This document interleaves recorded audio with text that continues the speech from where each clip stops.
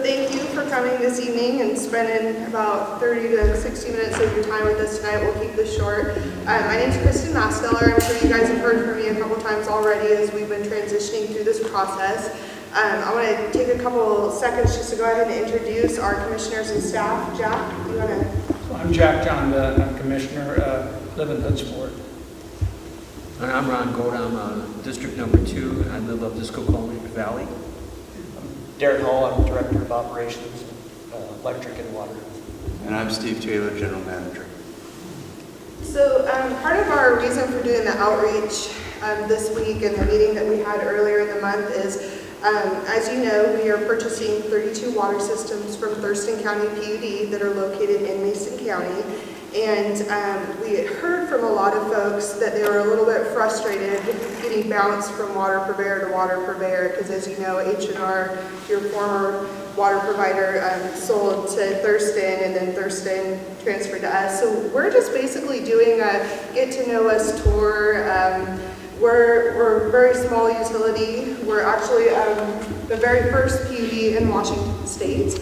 We've been in service for over 80 years now. And that's the old building. I apologize that it's hard to see in here, it's pretty bright. We serve electric on the Hood Canal, so that's right up here through Union, out Skokomish Valley where Ron lives, and then all the way up into South Jefferson County. We go all the way up to Mount Walker. We also have been doing water business since the 40s, so we've been doing both electric and water for quite some time now. We have an MOU with Mason PUD 3. They do fiber in the county and we do water in the county, and we stay out of each other's fiber and water business. But we're unique in that we're the only county in the state that has 2 PUDs that both provide electric. MOU, Memorandum of Understanding. Memorandum of Understanding. So if there's any acronyms up here, just let me know if you don't recognize them. So yeah, we own and manage over 40 water systems in the county currently. So with the new systems coming on, we'll be just shy of 80, I think. Not only do we have systems that we own and operate, we do satellite management agreements with other water systems throughout the county. So HOAs that maybe they don't have the folks to run the water systems anymore, they contract with us and we provide those services for them. We have a very robust, we're small but we're mighty, we have a very robust water staff at our PUD. We have 5 certified water distribution managers at our PUD, 3 that work in the water department, and then 2 that actually work in the power department but kept their certifications so they can fill in when needed.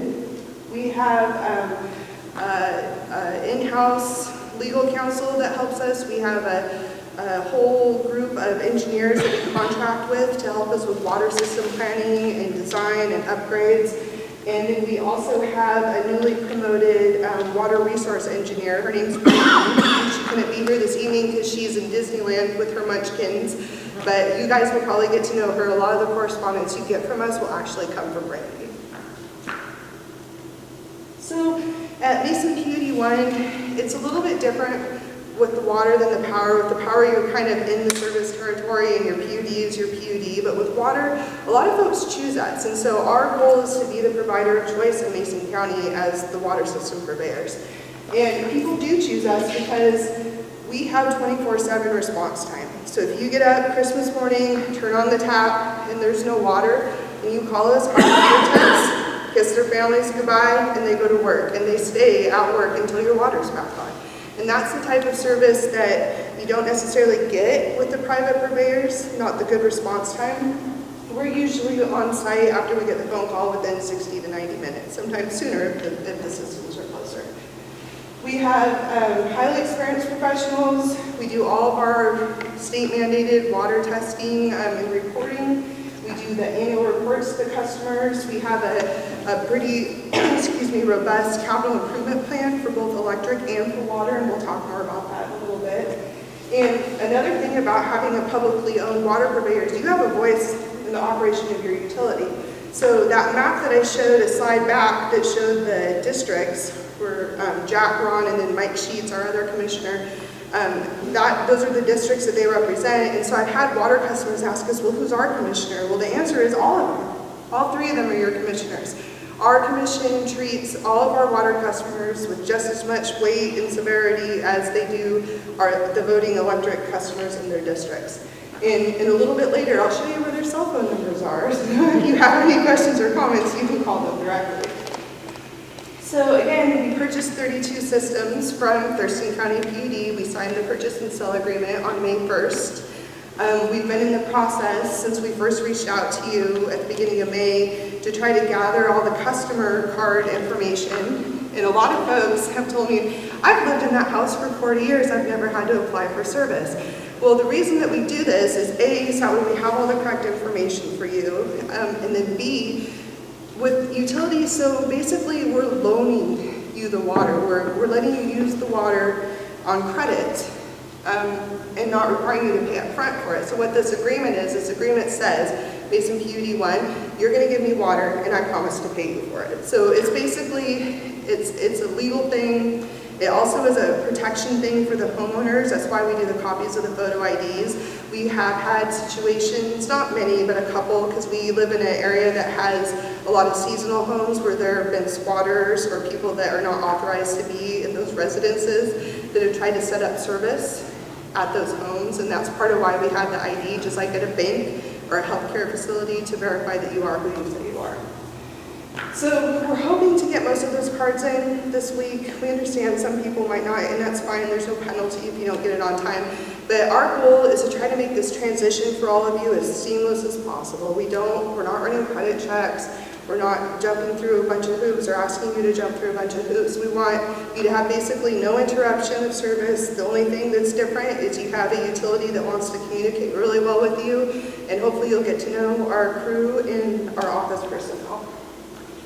So you might also see some of Darren's folks driving around through your water systems. If you do, feel free to flag me down and say hi to Marty and Nate. They're our meter readers. We've done an audit of all your systems. H&R has done a really good job. Your guys' systems are in great shape. All the systems, I think, that we've... Yeah, they're all in better than average shape. Yeah, they've all been taken care of really well. So what we're doing now is we're getting our meter reading loops in to our machines, so that way when our meter readers go out, they have routes that they do. So if you see our guys out there, don't hesitate to wave and say hi. They like snacks. If you have any snacks. And so yes, sir. You want to mention about that form where they don't have to give the social security number and some of that other information, just it's voluntary? Yeah, so the social security number on this form, it's a typical standard thing that we ask for, but for you folks, we're not running credit checks or anything to set up your service, so if you don't want to fill out the social security part, you don't have to.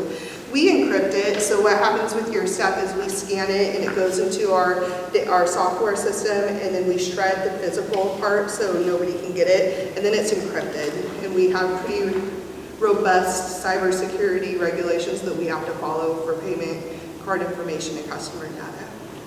Did that cover what you were looking for? Thank you. So the target transfer date is July 1st. That's what we're shooting for. July 1st, barring any weird, unforeseen emergencies, July 1st, we're actually going to become your water PUD. And so if you have questions, outage issues, anything like that, we're the ones that you'll call starting July 1st. So then we get to the rates. So we understand that H&R had much lower rates, and as Jack explained in our first meeting, there's a reason that H&R got out of the water business. There's a reason that they sold all of the water systems in our area.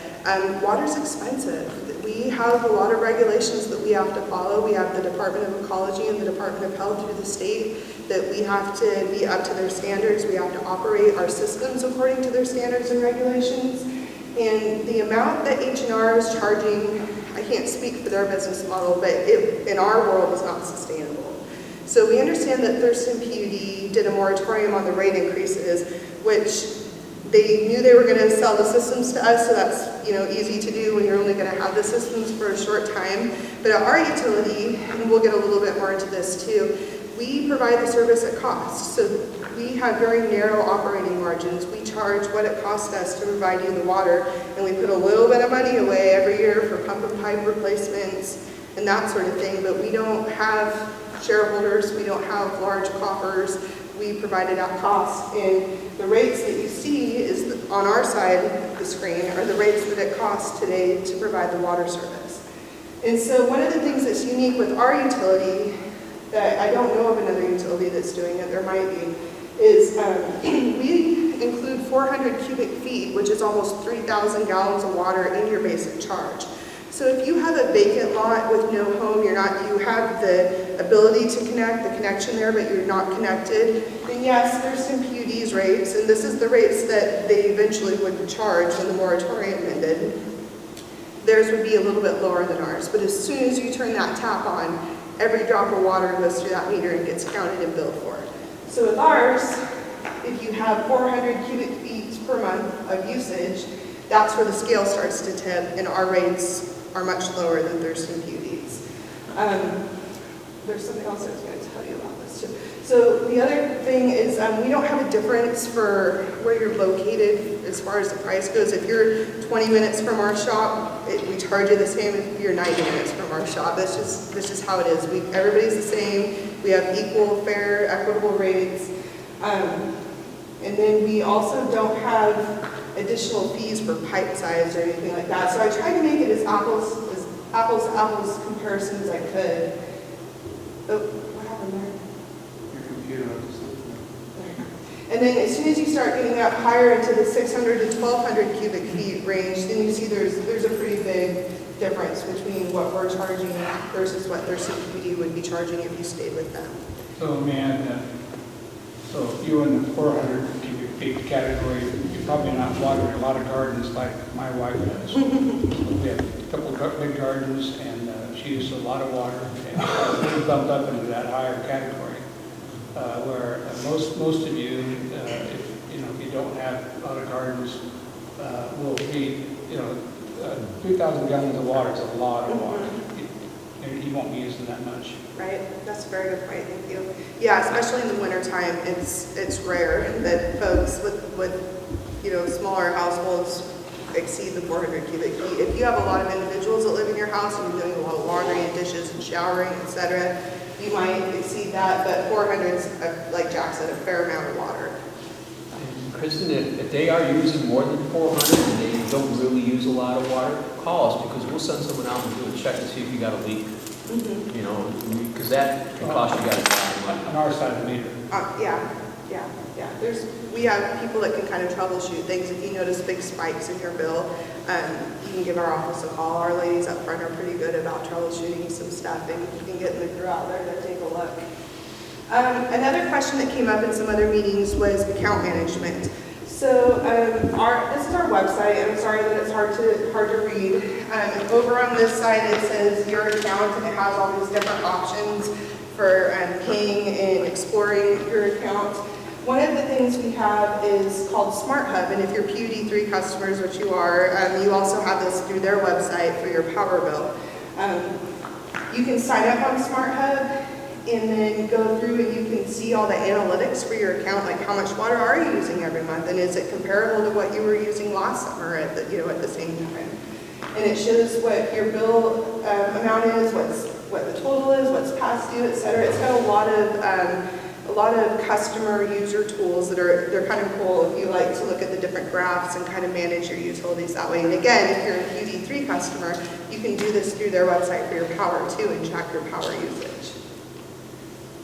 This is the graph I was talking about. This is a water customer that has higher usage, of course, in the spring and summertime, and then it evens out pretty low there in the wintertime. So you can drill that down into 1 month or spread it out over 12. It's just got a bunch of different features on it that are kind of cool. It has a section there to contact us. So if you're looking at your stuff at 8 o'clock at night and say, what is that? I don't know what that charge is for. You can send us an email right then and there through the Smart Hub, and our customer service reps get it and they'll reply to you the next day. The other thing is, I understand there were some issues with making payments to the other PUD. We have a lot of different options for folks. We have the good old telephone. You can call us directly and talk to one of our ladies in the front office, and they can take your payment over the phone. We have an automated payment system through the phone where there's a robot that kind of guides you through, and it doesn't sound like it would be very easy to use, but I just can't believe we have hundreds of people that use it every month, so we've kept it because people like it. You can send us a check, The good old-fashioned way, you can come to the PUD and visit our nice, friendly staff. We like to see our customers, so we always enjoy having them in. And then we accept Visa and MasterCard as the credit card payments. You also can set up auto pay either by yourself through Smart Hub, or you can call Cheyenne in our office and she can set you up on your Visa or MasterCard, where it just automatically bills it every month and you don't have to worry about it. That's what I do. Yeah, a lot of people like that option. I have a question. Yes, ma'am. So we use our community credit union, and I use the bill pay through that. And I found out through Thurston PUD that our community credit union was writing a check and sending it to them on my behalf. So do you have that electronically with the credit unions, or just these Yes, things? yes, that you should just- still be able to use your bill pay, and they would send the payment to us, yep. So they can send it to you electronically and they're not writing you a check? I'd have to ask Cheyenne that question. I Okay, don't I'll know if they follow up have with that relationship with us to just electronically transfer those funds, or if they're issuing that voucher that goes through. I'm not really sure. That's a good question though. But I'll find out for you, Debbie, and let you know. For us, communication is a huge priority at our utility. That's one of the reasons that Steve hired me 7 years ago, is that we want our customers to know what's going on with their utility. This is your utility. And part of that is a pretty robust website. Almost everything you need from us as far as forms, policies, rates, etc. is on this website. We're getting ready to revamp it to make it a little more user-friendly. I have cards I'll hand out later that have the web address on it. But same thing, you can pay your bill online, you can check out our newsletters. I have a whole archive of newsletters, and I've actually brought a stack in the back there of our most recent spring newsletters. Those aren't just standard generic articles. We actually write those articles. Jack and Ron and Mike write the commissioner article. Darren helps me do an operations update. Steve, it's all us locally at the PUD in Hoodsport. And we try to write about things that we think you should care about, excuse me, legislatively, things that are going on at the PUD, things that should be of interest to you. We also have a pretty active social media presence. So if you're on Facebook, if you follow us, that's where we do most of our real-time updating for outages for both power and water. So, like I said at the last meeting, Darren has no problem waking me up at 3 o'clock in the morning on a Saturday. If the power's out, he'll do it. He doesn't care if my kids are sleeping, he'll do it. And I hop right on and we post, so that way our customers know what's going on. And then during the day, often we'll have our water crew out at a water system, and they'll say, hey, we've got a leak next to the pump house, we've got to shut this water off for an hour and a half. And so if it's just a small group of folks, our employees will go knock on doors and let people know. If it's a huge group, more than likely that they're going to be spending their time knocking on doors instead of in the ditch fixing your water. So we try to post that information up here, and that's where you're going to get the most up-to-date information from us, short of calling the office. Also, if we have projects going on, it's hard to... Yes? Mention Twitter. Yes, okay, that's the next one. I thought you were going to pass it by. I am not going to pass it. It's very helpful to me. Yeah. Yeah, so also if we have projects going on, it's hard to see this, but both our water and power crews this month have been working up at Highland Park in Union, so we took some pictures of what's going on there so the community knows. So why are all these trucks here and the road blocked off? Well, that's what we're doing this week. And if there's mass outages or scheduled outages or something big going on, we put that information up there too. And then Jack's favorite is our Twitter page. So we have a Twitter feed. I personally am not on Twitter, and my other commissioners are not on Twitter, but what's great about Twitter is if you want to get these little tweet messages, I can send them, I tweet and it'll send it to your phone as a text message. And so there's a number you dial, and I can help you set that up, or anybody at the office can help you set that up. And then when I hop on to tweet, it'll send all the tweets onto your phone. The only problem is you're going to get all my tweets. If it's a power outage up north, you're going to get that. So there's some pros and cons to it. If you're a commissioner, it's very If helpful. you're a commissioner, it's helpful. I agree, because I want to know what's going on everywhere, and you're not probably going to want to know that all the time. But still, it's nice if you know, if you have advance notice, your water system's going to be down for 2 hours. It's kind of a nice thing to have. And what's really nice is now the media outlets like Diedrich from Mason Web TV, they just retweet all of our stuff. And so I don't have to, it's not like the old days where you had to call your media contact list or send an email out to everybody's following everybody on social media, which helps us get the word out, and we really appreciate that. So also on the website is a section featuring our great commissioners here. Do I have a laser? I do. So as you'll see down here on the bottom in the fine print is their personal phone numbers. So again, when I say that our commissioners represent all of our ratepayers, they really represent all of our ratepayers. They're available to you if you have questions, if you have comments, if you have feedback, if you have concerns. And then also at the office too, Steve and I are there. We try to educate our employees and use them as our communicators. So feel free to contact us if you have any questions or concerns about your water service. We also post all of our board meetings on there along with all of our financial statements. So if you want to know how the utility is doing financially, those are up on the website. And then one of my favorite things that we put up there now is our strategic work plan. Now you guys your systems aren't on this plan yet because you're not officially the PUD 1 group yet. But this work plan tells the public and us, Darren and I, every quarter what we're supposed to be doing. And we report it to the board quarterly, so they make sure that we're doing what we're supposed to be doing. This is an accountability tool, just to make sure we're doing what we're saying we're going to do. So if you say, I really want to know when you're going to repaint my well house on my water system, and Darren tells you, we're planning to do it by the end of the year, and you see on the strategic plan that we're going to repaint your well house by the third quarter of 2018, then you hop on, that you can see that we did it. Or if we didn't do it, why we didn't do it. Either we ran out of money or we had too many emergency outages. It's like Jack said, accountability. We're accountable to ourselves, we're accountable to our commission, and we're accountable to you guys. It's a really great tool, and we, like I said, update it quarterly, post it on the website for everybody to see. Our website also has a ton of information about our water service. Our former water director, she was a professional engineer, and she just really knocked this out of the park. She put a lot of information on there, including your consumer confidence reports. So because we're taking ownership July 1st, you won't be getting your consumer confidence reports from us this year. They should be coming from Thurston PUD, I think, but I don't want to speak for them. You will be getting them from us next year, from Brandy, who you guys will probably meet. And lastly, I want to make sure that you know that you're invited to our customer appreciation event every fall, right before Public Power Week. We have a great big cookout, hangout down at our shop at the PUD in Potlatch.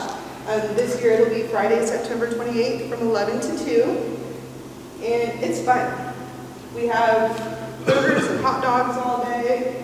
We give away conservation kits. So it's got LED light bulbs, low flow shower heads for your shower so you don't waste water. I think this year we've got some power strips, all kinds of goodies that Teresa, she's our conservation specialist, she gets organized for us. And this is hard to see, that's Ron. Ron's record at the picnic is 5 cheeseburgers. 6? I'm not making that up. And there's Mike cooking up some food, and Jack in his Northwest Public Power apron. So our commissioners will cook you guys lunch if you want to come out and visit us. But yeah, it's a good deal. We get probably 3 to 4, a little over 300 people, I think, come do it now. It's a fun activity. But now I want to take an opportunity to open it up for questions. Do you guys have questions of our commissioners and our staff? Yes. I have a question on the purchase. I have no clue how that works.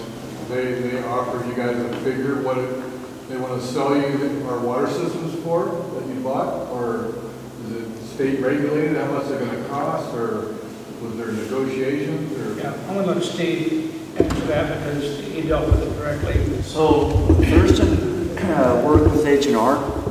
That negotiation wasn't privy to us. But when it came to us purchasing it from Thurston, we bought it for the same price that they bought it from H&R. So Thurston didn't make any money on it. Actually, Thurston's done everything they can to make sure it's a seamless transition. The financial side of it did transfer over what they paid per system, or per connect, I should say, is how they paid for it. And so we did the same thing. And so in our purchase and sales agreement, we purchased it from them for what it cost them to purchase it from H&R. You feel they paid a fair price, a good price for it, or did they get ripped off? Or? No, I think they paid a very fair price. But they bought 120 systems too. Right. So they got a little more economy for scale than just buying like we did. But they turned around and gave us that same cost. So we think that cost us was a fair price. Yeah. We think that, we can pay that off in 3 to 4 years. 3 to 4 years. Yeah. No. The 32 water systems for 600 and 452 connects was on 1,118,000 some odd cents. And when our rate schedules are set up so that the base charge covers about $3,000 of the first system improvements of the system, in other words, per connect. So it was well under that. It worked out to be just under $1,000 per connect. I mean, $2,000 per connect. So it worked out really well because I was anticipating that we'd have to probably pay closer to 1.8, and getting it for 1.1 was really quite nice. So we borrowed the money to a bond, and then we'll pay that back over a period of time. So that's how we did the transaction. The other thing that Jeff just mentioned, we used a local bank. We went out for bid through bonds through banks. A local bank was the best Heritage. bid, and so we borrowed from a local bank, and they were working with us, and they gave us a great rate. As a utility, right now rates are climbing, and so that was really nice for them to do that and compete, and they did compete. And so we had 4 banks, which is very unusual for bank bonding to come out and do it. We had 4 banks vie for it, and they competed and they got the rate. And so not only that, they gave us, having them local, we can work with them more, and they gave us a 10-year maturity buyout if we want to buy it out. Tried another, if we have enough of an opportunity like we've had in the past where the interest rates fall down, you can refinance it at a cheaper rate. But I don't think we're going to be able to get much cheaper than what we got. And Thurston and PUD, they didn't really have a desire to be in the water business in Mason County. It was just part of that bulk. They've been talking to us all along about doing this transfer. Because PUDs typically try not to operate in other counties that have a PUD that serve that same service. It's weird for us with Jefferson PUD because when we started and we served into Jefferson, they didn't have a PUD. It was Puget Sound Energy, and they have an electric PUD now, but they don't want to pay to build over Walker Mountain. But that's a rarity. Usually PUDs try not to operate in each other's service territories. And with the purchase that Thurston did, they ended up buying systems in 5 counties. That's how spread out H&R was. But, even so, the transaction, we really didn't know a whole lot about what was going on between private company and Thurston.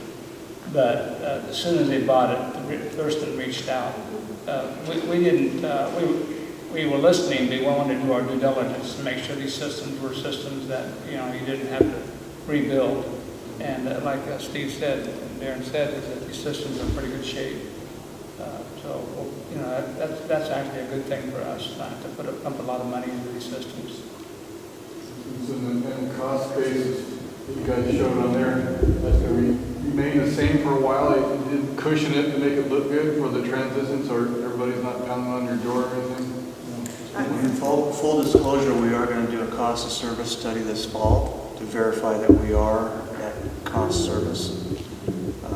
The problem that we run into is most systems have aged over time because they've been in for quite some time. Even though you maintain the pump house and the pumps and change out the pumps, you start to get to seeing what kind of pipes in the ground. That's a little bit of the unknown, and so you have to start watching for that. And as soon as you start having high leakage, you start to say, okay, it's time to start replacing pipe.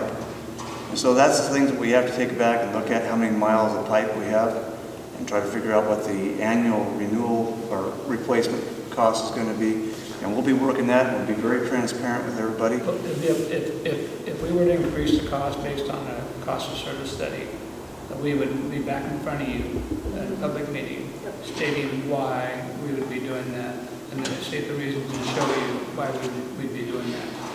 Now, I'm not trying to scare you when I say this, but my rate in my community for the PUD is, I pay probably the highest rates in the PUD, $70 a month. But I'm paying off a loan that was taken out to help bring that system up to snuff. So eventually someday that'll be paid off and we'll come back down to more, something along this rate here. And that's one of the other things as a small utility that we do need to work towards is a little more economy of scale. Buying 650 some connects does help us get there. Economy of scale would be more in the neighborhood of 5,000 meters, and right now we're at 2,700. So it is a little bit more of a premium when you have less customers trying to pay for the miles of pipe. And that's the thing that we live out in this country where everybody doesn't live within 7,000 square foot lots. They live in acres and 2 acres and 3 acre lots. So you get a lot more pipe per house. So you got to keep that in mind too when you start to compare yourself with other systems out there. Okay, how condensed are they? How much pipe do they have in the ground? How many meters do they have in the ground? So all those things have to be taken a look at and consider at where you're at and what it is. And then the other thing that we have to really look at is how old are the pumps? You know, are they 60 years old? Are they 50 years old? We've been really lucky and not had lightning effects that destroy those pumps. That's the first thing we'll get most pumps around here is lightning will find a way to get to those pumps. But then the other thing is age. Just sitting there pumping for all those years, it's time to start looking at when do we need to start replacing those so we don't become just reactive and we're proactive. Because you don't want to just replace them when they go bad, because then you're doing it at after hours time or weekends or holiday, and so the cost goes up. So if we can be more proactive in our scheduling of that, taking a look at that, find where the risk curve is on the age of the system, what kind of pumps are in there. Is there 2 pumps down the well, or is there just 1 pump down the well? And so we have to take a look at all those things and evaluate that. And that's part of that, goes back to that work plan. What our job is to present to the board, here's the plan, and here's our schedules, and what is our risk tolerance. And then we take that right back to the public. We have public meetings, we talk about everything we're doing and why we're doing it. And Steve, you might have mentioned about the water system plans and that how a lot of times the reason we have to put bigger pipes in the ground is that we might be serving more people on that water system, and the Department of Health and Department of Ecology has set specifications where they'll dictate what size pipe we have to put in the ground. So in other words, we might want to do something a little bit smaller, but we can't because we're being directed by the 2 organizations that have oversight on us. So we have to work within a set of parameters with these water system plans. And the water system plans are fortunately now don't have to be renewed but every 10 years. A water system plan typically runs anywhere from $25,000 to $50,000 just to do a complete plan. And that's only required if we're doing expansions or adding additional to that plan. There's different types of regulatory compliances we have to meet every 10 years on every one of our water systems. So now that we have almost 80 systems, that means every year we have to do 8 systems. So you start to say, okay, you can see my head start spinning real quick, saying, okay, I got 8 systems at a minimum of $25,000 a piece. I got a budget for it. So then you start to say, okay, how do we do that? So one of the things you try to do is then take a look and do like we're trying to do in Union, and that's consolidate all these smaller systems that are close by each other and make it one system. So then you have less water systems in a close proximity to each other. So those are things that we're working with. The Department of Health has been really good about that. We have a design standard that is a little bit robust for rural communities, but it meets the needs of good quality water and responsive to you and as a customer. We want to be just like your electric is. You don't worry about what's behind the meter. We want the same thing with water. And so water is one of those things that you have to not only monitor the quality of it, but also the quantity and the pressure, and there's all kinds of things that play into it. Sometimes we do push back on the different agencies like the Department of Health or the Department of Ecology. if we think that their interpretation of something that we need to do is going to add extreme cost to the customer, we may push back and see if we can find resolution on your behalf that's more reasonable. I mean, sometimes, you know, you just can't afford to put in, they want to put in maybe, have us put in fire hydrants and you know, 8-inch mains or 10-inch mains or something like that.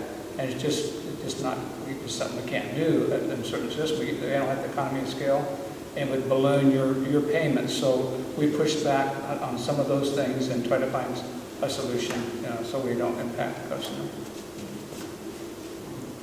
Do we have other questions? Thank you, by the way. That was good. So so we have really good people here. Darren's in charge of electrical and water. He's a superintendent, and he's you know, he has people you can contact. And contact the front office. If there's no response or you're not being satisfied, you know, then because if you call me direct, I don't think you're going to see me out there digging that ditch unless, you know, getting up there in age, you know. But I will dig a ditch if I have to. But they're the ones that are going to make it happen. And so, but if you're not satisfied, and please tell your neighbors that if you're not satisfied or happy with the service or somebody's been, you know, is not performing like they should be, leaning on their shovels or whatever, feel free to give us a call. Yeah, and with that, either